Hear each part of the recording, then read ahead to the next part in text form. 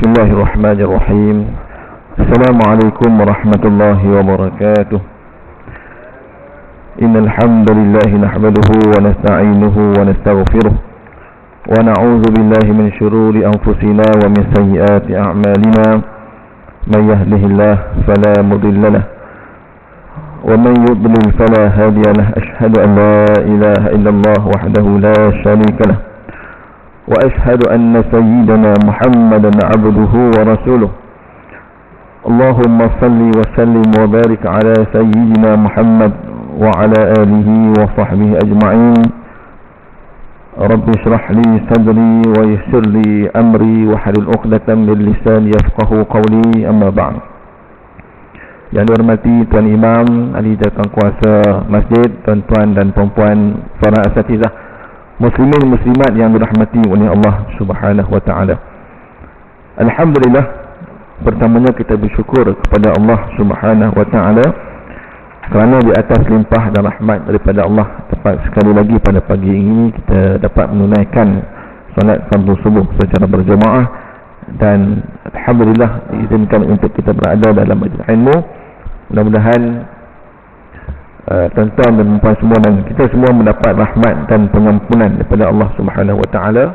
Dan mungkin jangan lupa untuk kita berniat untuk i'tikaf, kerana setiap masa kita juga dianggap sebagai satu ibadat. Jadi alhamdulillah, insya-Allah pagi ini kita akan setelah beberapa ketika saya datang kuliah ke sini, selepas mana habis buku modul pengantar syariah, lepas tu saya hanya bawakan isu-isu lah ataupun fatwa-fatwa untuk perbincangan dengan tuan-tuan dan puan sekalian. Pun begitu, saya memikirkan kena ada juga satu kita kitab yang kita pegang lah supaya lebih bermanfaat, dan juga isi penyampaian itu dia tersusun. Jadi tuan-tuan sekalian, untuk makluman, apabila kita melihat kepada kebanyakan hadirin ataupun jemaah yang hadir di kebanyakan kuliah-kuliah di surau masjid ni adalah dalam golongan warga emas lah. Warga emas, ya.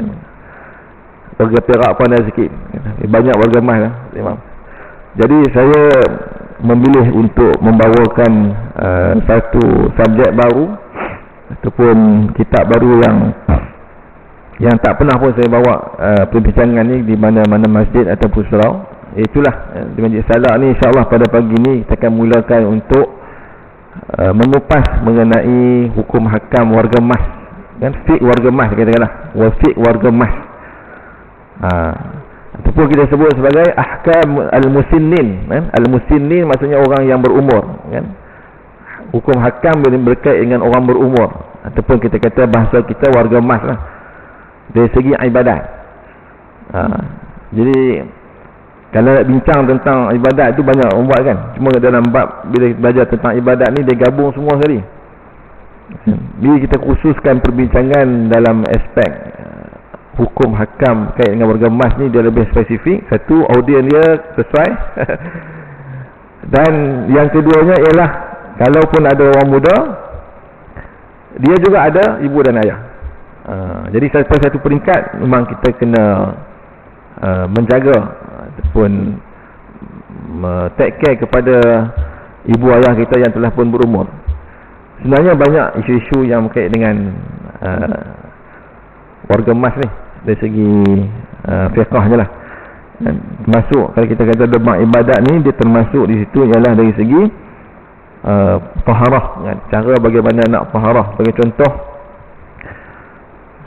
nak siwak bagi orang yang telah pun gugur giginya, kan. Bila warga emas ni maksudnya gigi pun raput pun semua, kan, kena pakai gigi palsu. Jadi hukum bersiwak ada, macam mana kita nak buat tu. Kemudian khitan, khitan yang masuk Islam, alhamdulillah lah. Mana tahu ada yang baru masuk Islam, kan, nak khitan, macam mana nak khitan, kan. Kemudian hukum melihat perempuan yang dah pencen dah ni, dan dah umur nak warga emas, wanita warga emas, tiba-tiba dia datang darah. Datang darah lagi, kan. Walaupun orang Majoriti mungkin dah pencen, dah monopause, tak tengok dia ada lagi. Jadi ikut hukum macam mana kan? Penyakit darah kita, darah penyakit ke ataupun darah bulan lagi. Kemudian ada lagi hukum-hukum berkaitan dengan sentuhan di antara orang dah tua ni kan. Sebab hukum dia segi sentuhan ni dia ada beza sikit. Orang muda dengan orang tua kan. Dia ada umur dah tua-tua dah, kita pegang hukum macam mana. Baik semayang pun banyak juga isunya kan, tentang yalah, bila dah tua ni macam-macam penyakit tuan-tuan sakit sendi, sakit pinggang, sakit macam-macam sakit dah. Dia tak boleh nak buat ibadat macam mana orang muda. Kemudian boleh tak kadang-kadang tengok khususnya kepada bedridden kepada yang telah pun bedridden, dia terlantar atas katil lama, kemudian nak semayang pakai pampers kan. Pampers kena tukar selalu. Jadi bagi seorang anak tu, macam mana nak pengurusan? Sebab semayang ni masih lagi wajib, masih lagi selagi mana dia sedar, masih lagi dia anggap sebagai mukallaf lah, wajib semayang. Cuma mungkin kaedah nak membersihkan najis bagaimana kan. Kadang-kadang dah pakai pampers, anak pasang pampers pukul 10 pukul 12 kan. Pukul 12 tak masuk zuhur lagi. Kemudian dah time sebelum zuhur tu dah kencing. Kemudian anak akan datang pula mungkin pukul 4 nanti pukul 5 kan. Dia mungkin kerja sebagainya. Nak tukar kerak mungkin berat badan pun payah kan. Semua nak selak, nak push payah. Jadi boleh tak dijamakkan sembahyang tu? Kaedah jamak bagaimana? Jadi tuan-tuan banyak isu-isu lah yang berkait dengan bab berumur ni. Jadi saya pilihlah Ahkamul Muslim ini untuk di sini. Mungkin boleh update dalam jadual kuliah nanti, tajuk dia Fiqh Warga Emas. Jadi insya-Allah kita kongsikan. Baik, jadi untuk pagi ni sebagai mukaddimah kepada tajuk ni, saya akan bawakan beberapa ayat-ayat Quran tuan-tuan yang berkait dengan perkataan orang berumur ni. Ada tak dalam Quran yang menyebutkan mengenai istilah-istilah kita kata yang merujuk kepada warga emas?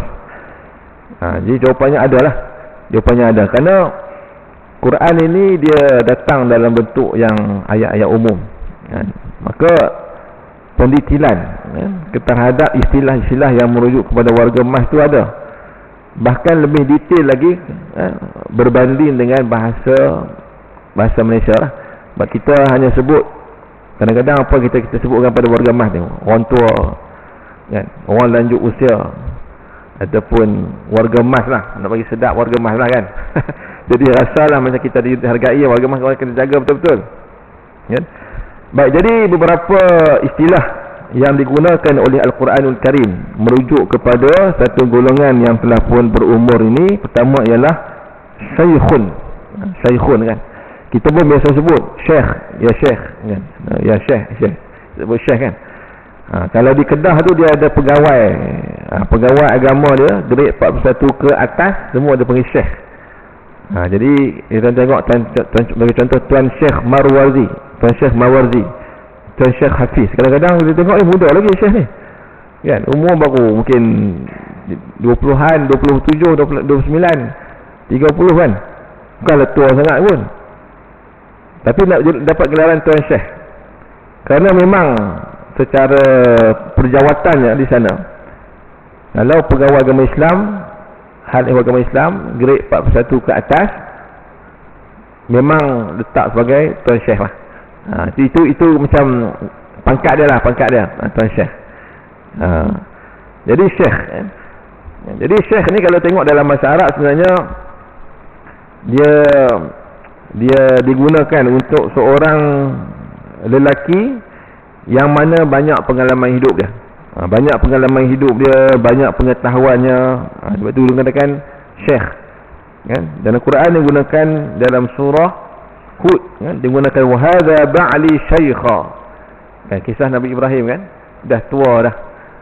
Jadi kan, ketika mana malaikat mengkhabarkan tentang Nabi Ibrahim ni akan dapat anak, jadi kata isteri Nabi Ibrahim, wa hadza ba'li syaikha, lama ni isteri, suami saya pun dah tua sangat dah, tua nak kita bangka pun tak lah kan, tapi berumur sangat lah kan. Wah, ba'li ialah suamiku pun dah tua, macam mana dapat anak kan. Kemudian wa abuna syaikhun kabir, wa abuna syaikhun kabir. Ini dalam kisah Nabi Yusuf alaihissalam. Dan surah Yusuf apabila cerita tentang 11 saudara Nabi Yusuf ni, Nabi Yusuf bermimpi 11 bintang dan matahari sujud kepada dia, kan? Maka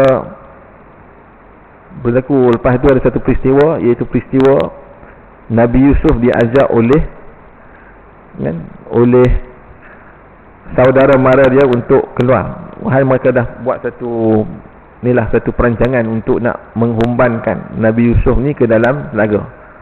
Jadi dalam kisah tu sampai hujung sekali, sampailah Nabi Yusuf ni dia angkat sebagai Perdana Menteri Mesir ketika itu. Maka datang musim kemarau di Mesir, kan? Jadi seluruh rakyat ni datang ke istana jumpa dengan perintah untuk mengambil gandum. Jadi akhirnya sekali Nabi Yusuf dah jadi ini, dia tahu itu adalah saudara dia.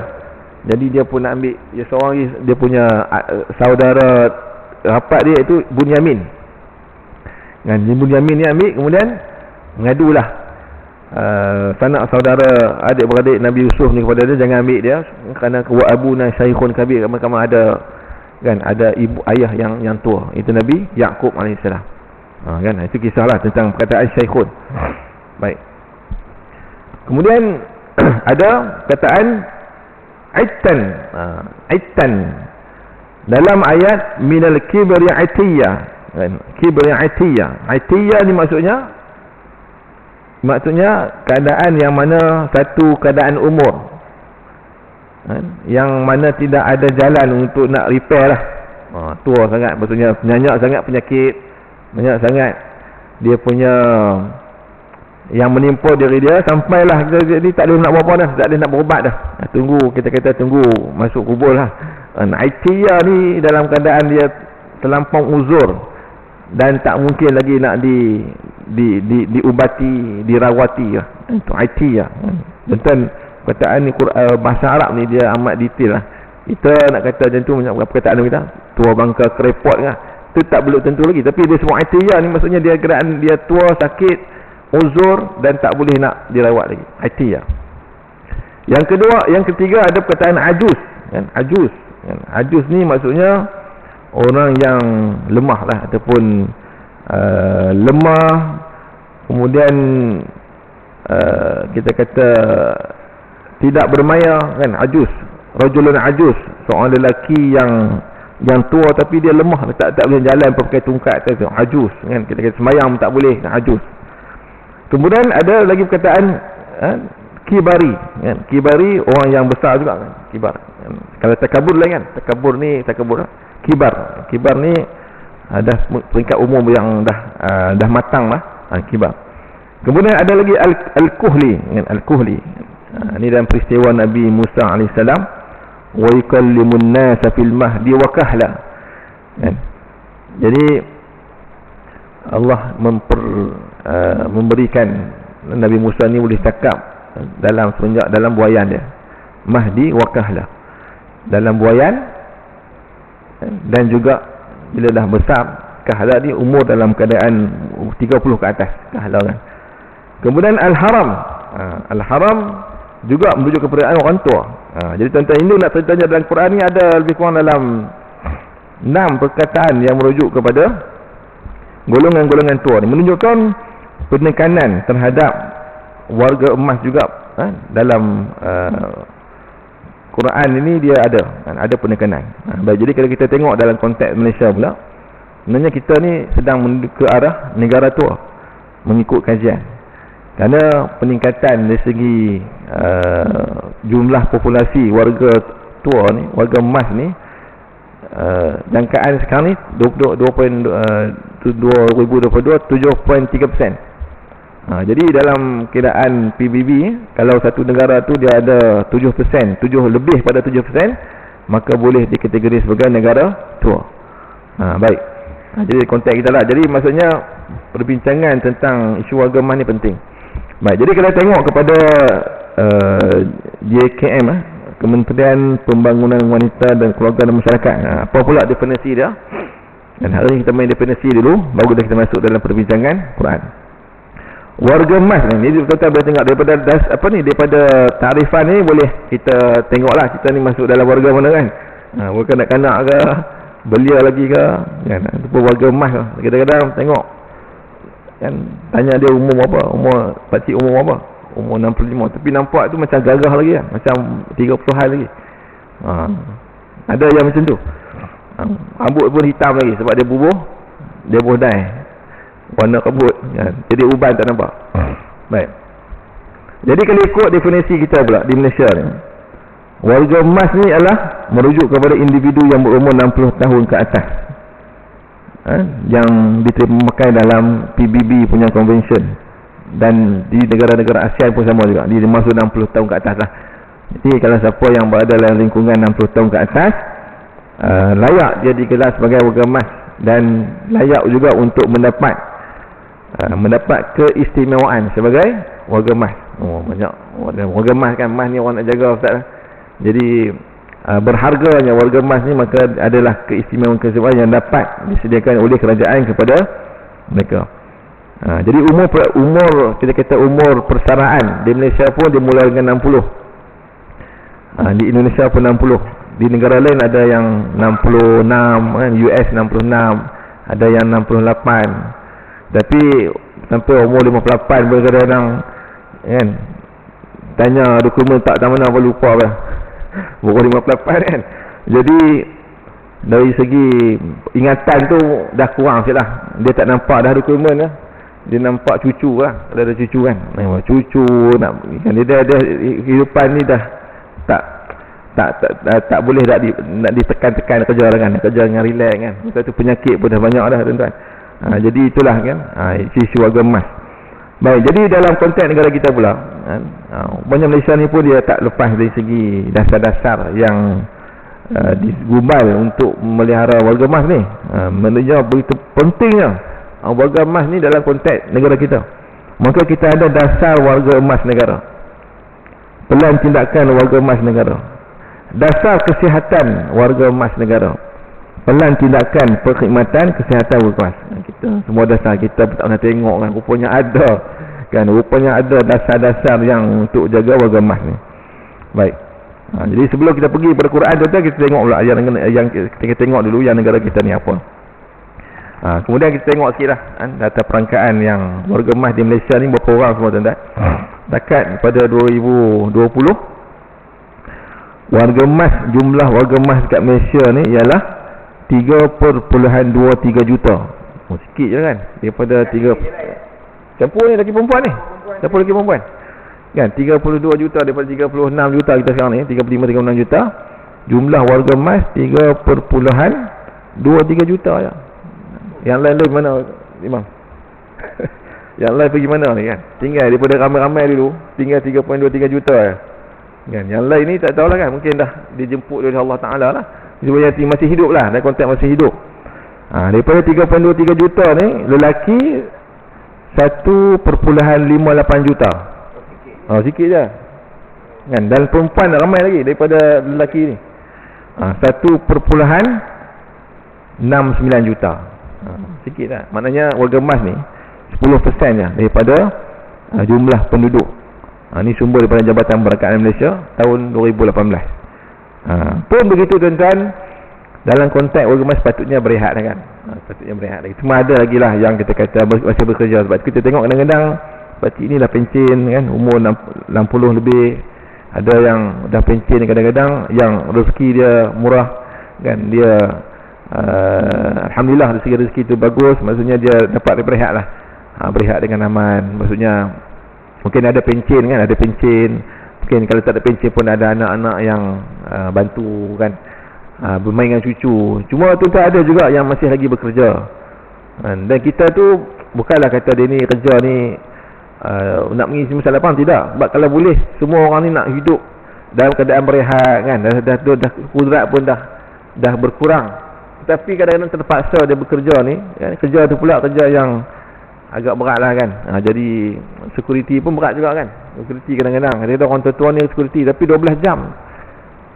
Saya punya dekat taman ada security, kadang-kadang tengok yang 60 tu, kesian juga kita kan.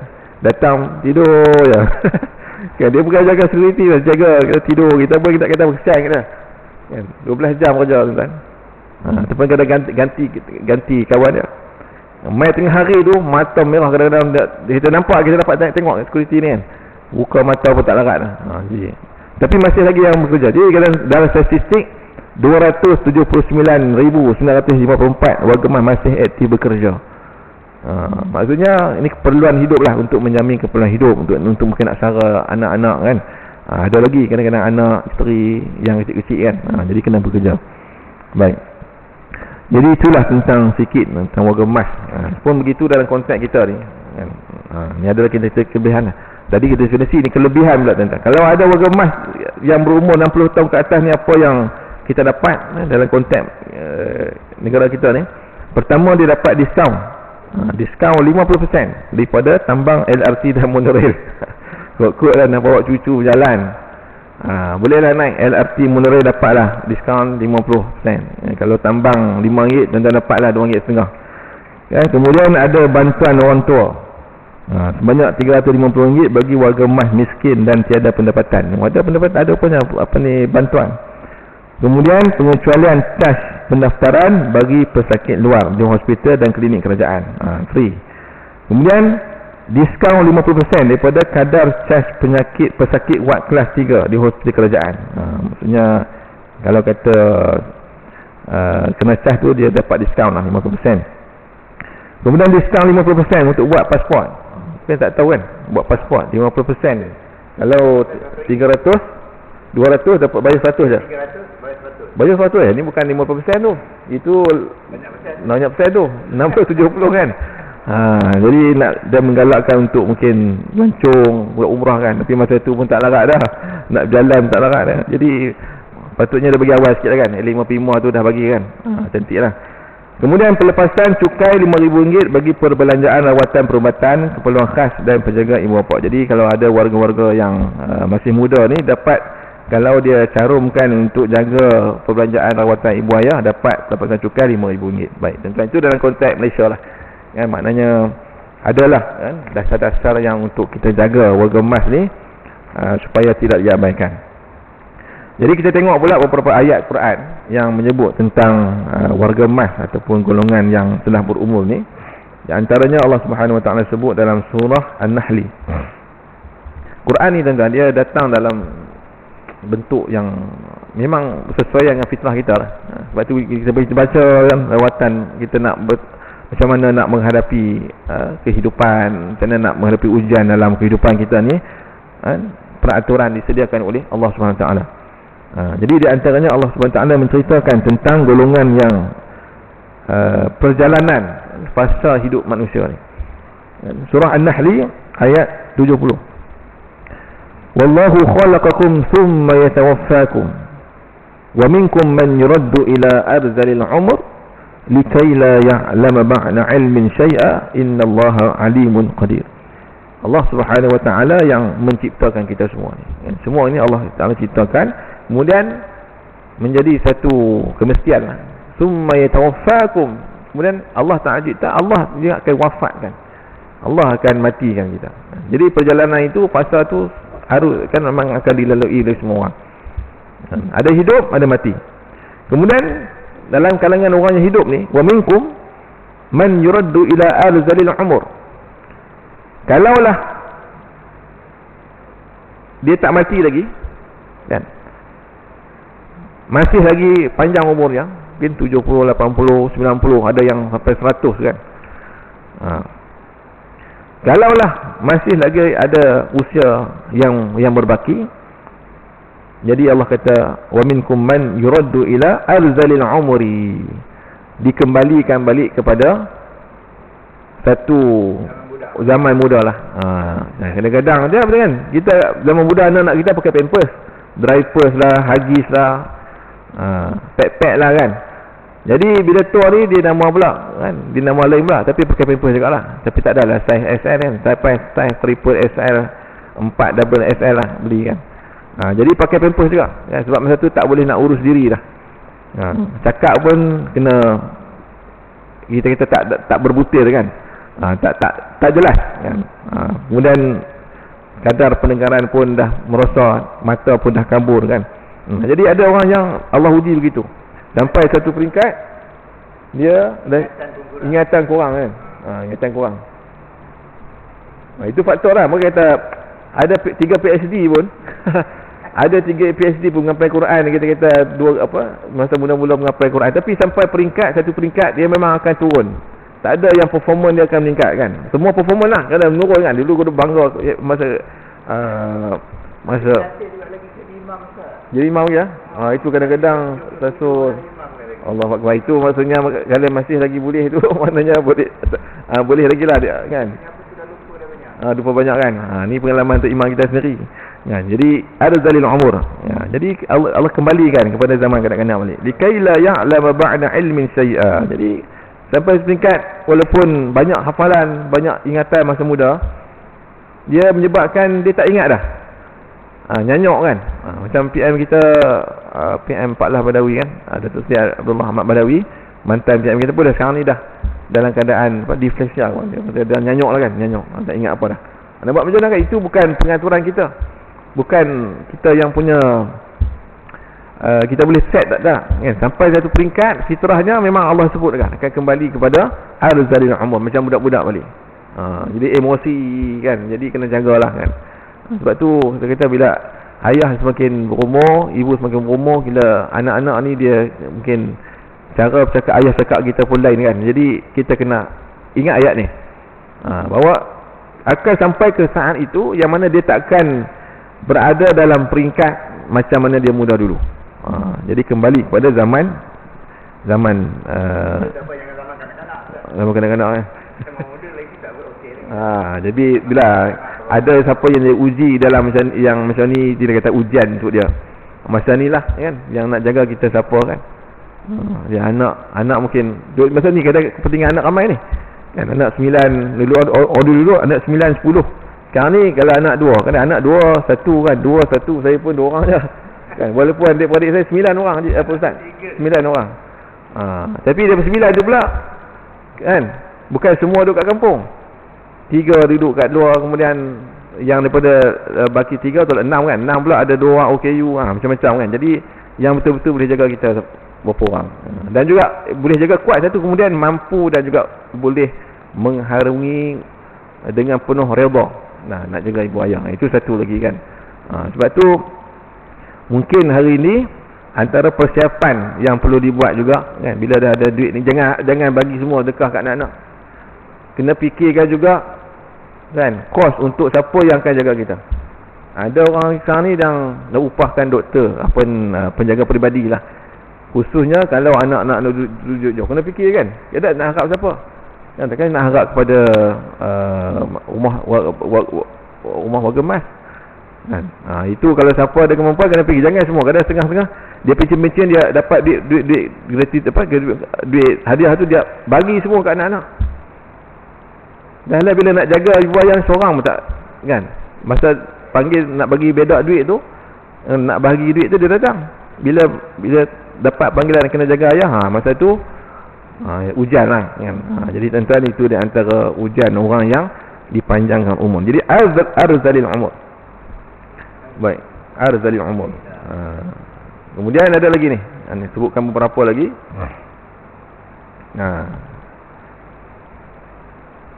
Kemudian dalam surah Ghafir, ini lagi Allah Ta'ala perincikan kita punya perjalanan kita ni. Huwallazi khalaqakum min turab. Kita ni Allah Ta'ala ciptakan daripada tanah. Itu Nabi Adam AS. Mula-mula makhluk daripada tanah. Kemudian summa min nutfah. Jadi Nabi Adam tu diciptakan berinjah Hawa, dan juga berlakulah hubungan suami isteri, maka daripada nutfah an air mani. Kemudian alaqah, nutfah tu bukan jadi alaqah, daging. Kemudian summa yukhrijukum tifla. Ini proses kejadian manusia dalam rahim ibu lah. Nutfah, mudghah, alaqah kan. Memang samalah kalau kita tengok dalam sains dengan apa yang disebut Quran, sama. Nutfah daripada sperma, kemudian dia jadi mudghah, ketulan daging. Kemudian alaqah, jadi tulang, kemudian dibalut kan tulang itu dengan daging. Itu dia punya peringkat-peringkat kejadian manusia. Summa yukhrijukum tifla. Kemudian dikeluarkan daripada rahim ibu sebagai seorang anak-anak. Tak ada yang duduk lama kan, duduk sampai tua dalam perut, tak ada. Summa yukhrijukum tifla, dikeluar sebagai lahir. Kemudian summa litablughu ashuddakum. Kemudian dah peringkat baby, kemudian peringkat kanak-kanak, peringkat dewasa. Ni sampai balagha ashuddah. Jadi matang kan. Cuma matang. Kemudian dah bila peringkat dah habis peringkat dewasa, summa litakunu syuyukha. Tak adanya yang muda sampai lamanya. Mesti kan ada juga bubuh produk apa pun tuan-tuan. Kita tengok kadang-kadang umur 60, 50 kan. Dia dah berumur dah tapi nampak muda sebab cekang ni dia punya muka ni. Tapi kalau tengok muka cekang tapi tengok leher dia. Kan, tak boleh nak apa dah. Yang tu tak boleh nak bagi ejah kan. Mesti dia nampak kedok juga ni. Jadi orang letak kat muka ni sebab itu merupakan pandangan manusia. Tapi hakikatnya dah kedok dah. Kan summa litakunu syuyukha. Kan, lepas peringkat dewasa maka jadilah orang tua. Wa minkum man yutawaffa min qabl. Ada yang dimatikan oleh Allah SWT sebelum sampai umur tua tu. Ada yang baru lahir, ada yang kanak-kanak, ada yang dewasa, remaja meninggal. Ada yang begitu. Walitablugu ajalal musamma. Ada yang Allah Taala berikan satu tempoh masa lagi. Mungkin satu tempoh masa ni untuk dia memperbaiki diri dia, untuk bertaubat kepada Allah SWT. Wa la'allakum ta'qilun, supaya kita berfikir. Kita itu perjalanan kita begitu. Jadi kata Ar-Razi, Imam Ar-Razi dalam merungkaikan ayat ini, maka ada 4, ada 3 kan, 3 peringkat perjalanan manusia berdasar kepada ayat ini. Pertama ialah tiflan, peringkat kanak-kanak, tiflan. Kemudian peringkat dewasa, kan, kanak-kanak dewasa. Kanak-kanak ni tak matang, kemudian dia jadi masuk peringkat yang matang. Kadang-kadang orang tua pun tak matang juga. Walaupun dah umur kan 40, 30, 50 tak matang-matang lagi kan. Jadi tak tahu macam nak pengurusan keluarga dia tak hilang punca. Khususnya kalau kita tidak ada pedoman daripada Quran, daripada sunnah, daripada hadis kan. Kita nak buat berdasarkan kita punya emosi kita, nafsu kita, tak ada ilmu. Jadi kemakitan tidak ada kan. Jadi kita bertangan ni dapat satu daripada tajaruk atau pengalaman. Satu lagi ilmu, pengisian. Bila kita ada maknanya panduan kita dalam konteks kita ni, panduan kita nak Rasulullah lah. Macam mana Rasulullah ambil tindakan untuk selesaikan masalah ni kan. Dalam Islam ni macam mana. Betul semua perlu kepada proses pengajian lah kan. Jadi yang ketiga ialah peringkat orang tua. Jadi lepas tua tu meninggal lah. Meninggal. Jadi itulah pengakhiran kita yang nak sebutkan di sini tuan-tuan. Mana adanya hukum hakam yang berkait dengan orang tua ni dalam konteks dalam konteks Quran Karim. Baik, itu sebagai kita mukadimah lah. Kita mukadimah kenapa saya pilih untuk tajuk ni untuk dibincangkan. Maka ada satu lagi ayat yang merujuk kepada keadaan kelemahan kita ni waktu mana mula-mula dilahirkan. Dalam satu lagi ayat Quran disebutkan ayat yang kedua daripada surah Ar-Rum kan. Allahul ladzi khalaqakum min dha'fin thumma ja'ala min ba'di dha'fin quwwatan thumma ja'ala min ba'di quwwatin dha'fa wa shaybah yakhluqu ma yasha' wa huwal alimul qadir. Ini lagi peringkat-peringkat yang disebutkan. Allah Taala menciptakan kita semua ni, menciptakan kamu manusia daripada dha'fin. Dha'fin ni disebutkan oleh ulama ialah kalam kita lemah kan. Lemah ni dalam keadaan janin. Janin dalam perut ibu, dha'fin thumma ja'ala min ba'di dha'fin quwwah. Kemudian dha'fin yang kedua tu merujuk kepada kanak-kanak. Kan. Janin satu lemah kan. Kadang-kadang yang tak sempat lahir pun ada kan, gugur janinnya. Jadi dikumpulkan, dihimpunkan dalam perut rahim ibu. Kemudian keluar sebagai kanak-kanak pun masih lagi lemah kan. Marhalah tufulah ataupun kanak-kanak. Kemudian lepas kanak-kanak tu kuwah. Jadi peringkat kuat. Kuatan ni maksud ada peringkat dewasa Kan lepas tu thumma ja'ala min ba'di quwwatin dha'fa. Itu hakikatnya tuan-tuan. Tak adanya orang yang akan kuat sampai bila-bila. Jadi body muscle pun dia sampai ke peringkat. Ada kan. Kita dah ikut gym, mudah-mudahan ni ada orang kawan-kawan saya pergi gym ada kan. Badan six pack semua. Ada tu orang tertua yang jalan memang badan sadar macam ni. Kan six pack lagi tak ada lah. Dia bukan six pack dah, dia berpack-pack lah. Kan berpack-pack banyak sangat ni. Dia punya lemak-lemak banyak kan. Masa tu nak pergi gym tak ada lah.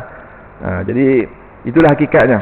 Kemudian jadi peringkat min ba'di du'watin quwwah thumma ja'ala min ba'di quwwatin dha'fa. Lepas pada kuat tu jadi lemah balik. Wasyaibah, dan beruban.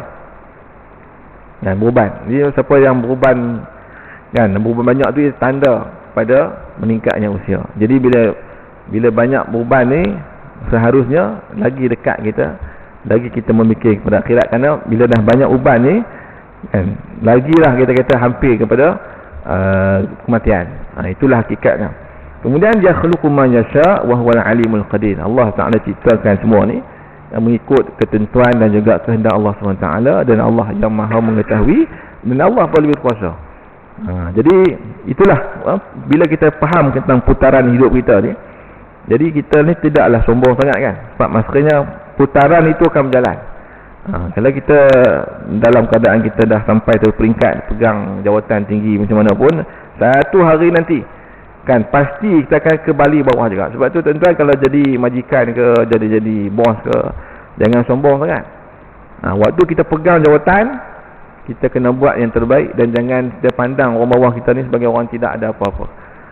Kita hina mereka kan, kita cakap yang tak elok kepada mereka, kerana satu hari kita akan jatuh. Kan, kalau bos yang pencen dalam keadaan dia disayangi oleh orang bawah dia, maka hubungan itu akan berkekalan meskipun selepas mana dia pencen. Jadi anak buah akan datang lagi kan, sebab dia suka dengan pendekatan. Tapi kalau kita gunakan cara kaedah kuku besi dalam memberikan arahan dan sebagainya, menyebabkan orang di bawahan ini rasa kan marah kan sebagainya. Jadi bila dah pencen ni, kita akan hidup sebatang kara kan. Kadang-kadang bagi kenduri pun tak datang. Kan ada bos macam tu kan, panggil kenduri pun tak datang sebab kerek sangat kita kan masa dia pegang jawatan sebagai masa dia ada kuasa tu. Sebab tu tuan-tuan, kita kena pandang begitu. Maksudnya bila hujung kita akan turun bawah, tapi peringkat akan turun bawah juga. Jadi sebab itu kena merendah diri dan juga kena berbuat baik dengan semua orang. Baik, jadi Quran sebutkan itu supaya kita mengambil maknanya sentiasa ingat kitaran circle itu akan berlaku dalam kehidupan, dan maka insya-Allah kita akan lebih berhati-hati dan juga lebih ada unsur toleransi lah dengan siapa saja, meskipun kita memegang jawatan yang tinggi. Baik, jadi itu kita kata dalam Quran ya. Ni pun bila kuliah dengan warga rumah ni tak boleh panjang-panjang lah. Abang Sri lah, dia sakit pinggang tu kan. Kita faham kan, kita pun duduk atas ni sakit pinggang juga. Lagi sekadar kita peringatan lah dalam Quran. Jadi insyaAllah yang pertemuan akan datang kita tengok pula dalam sunnah ni ada tak hadis-hadis sebut tentang perkataan-perkataan yang merujuk kepada golongan dewasa ni, dan juga apa doa-doa kan, doa-doa yang Nabi ajar kepada kita untuk kita sentiasa baca, menjadi amalan kita supaya hidup kita di umur kita ini dia kalau meningkat tua pun dia tak jadi macam tua yang kita kata tua keparat yang tidak berguna kan. Jadi ada doa-doa amalan-amalan yang Nabi anjurkan, insya-Allah. Saya rasa yang tu kita akan sambung pada pertemuan yang akan datang lah. Dan juga bila sebagai anak juga, apa tanggungjawab yang boleh kita laksanakan kepada ibu ayah yang dah tua kan. Selain pada doa dia banyak lagi tuan-tuan. Selain pada doa yang kita dengan banyak lagi yang Nabi anjurkan, yang dihimpunkan dalam buku ni. So buku ni bagus jugalah. Dan sebab tu insya-Allah barulah kita masuk kepada hukum hakam yang berkait dengan warga emas dalam konteks ibadat. Ya? Cerita alam barzah pula. Cerita alam barzah alam barzah kan. Ni macam mana keadaan itu alam barzah. Ada tu, itu saya ingat Ustaz Kamal ada kita ada satu buku nama dia Ziarah ke Alam Barzah. Pernah disentuh tak buku? Saya pernah bawa buku tu, dah habis lah buku tu. Saya baca kitab tu di Surau Islah. Tak boleh Ustaz. Dengar sekarang ni ya. Jadi kalau ni dah cerita ni nak bawa buku tentang fiqh warga emas kan. Dia alam barzah pula ni. Kita mula warga emas dulu ada maki warga emas kan. Lepas tu lah kubur lah. Sebelum kubur, sebelum kubur kita tertanya ni dulu. Kan? Jadi nak masuk kubur tapi yang apa ibadat ni kadang-kadang tak apa nak cerita kan. Jadi habis ni insya-Allah kita masuk alam barzakh pula dalam kubur. Kalau diizinkan oleh Allah Taala. Takut sebelum habis barzakh tu yang dengar pun masuk barzakh dah. Kan. Itulah. Tak apalah kan insya-Allah. Jadi sekali itu saja untuk perkongsian pada pagi ini. Mudah-mudahan ada kebaikannya tuan-tuan. Yang baik pada Allah Subhanahu wa taala, yang buruk adalah kelemahan daripada saya. Aku qouli hadza wa astaghfirullahal azim li wa lakum. Assalamualaikum warahmatullahi wabarakatuh. Dan kita tutup dengan bacaan tasbih kafarah dan surah Al-Asr. Subhanakallahumma bihamdika asyhadu an la ilaha illa anta astaghfiruka wa atubu ilaik. Bismillahirrahmanirrahim. Wal 'asri innal insana lafi khusr illa allazina amanu